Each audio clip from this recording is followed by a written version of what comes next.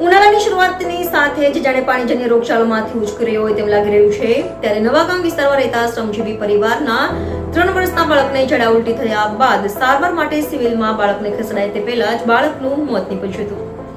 સુરતમાં ધીમે ધીમે ગરમીનો પ્રકોપ વધતા જાણે રોગચાળો પણ માથું ઉચકી રહ્યો હોય તેમ ઝાડા ઉલટીના કેસોમાં પણ વધારો થઈ રહ્યો છે। ખાસ કરીને નાના બાળકોમાં ઝાડા ઉલટીના બનાવો વધી રહ્યા છે ત્યારે સુરતના નવાગામ વિસ્તારમાં રહેતા એક શ્રમજીવી પરિવારના 3 વર્ષના બાળકને ઝાડા ઉલટી થયા હતા, જેથી બાળકને તાત્કાલિક પરિવારજનો 108 મારફતે સારવાર અર્થે નવી સિવિલ હોસ્પિટલે લઈ જઈ રહ્યા હતા ત્યારે રસ્તામાં જ માસૂમનું મોત નીપજ્યું હતું।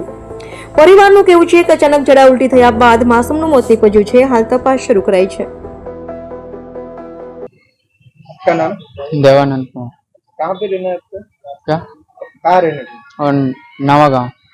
क्या घटना हुई थी? और बच्चा का उल्टी हुआ था, पैखाना हुआ था, वो एम्बुलेंस में लेते लेते गति हो फिर गई। क्या हुआ?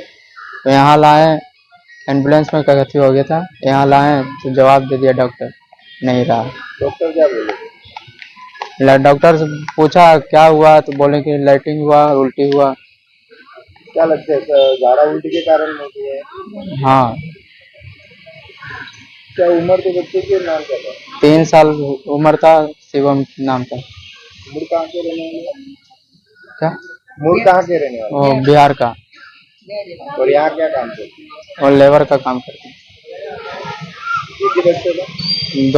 3 बच्चा है, एक लड़की 2 लड़का था। कोई बड़ा ये बड़ा था? ये बाड़ा नहीं था, बाड़ा एक मांझिल हुआ था।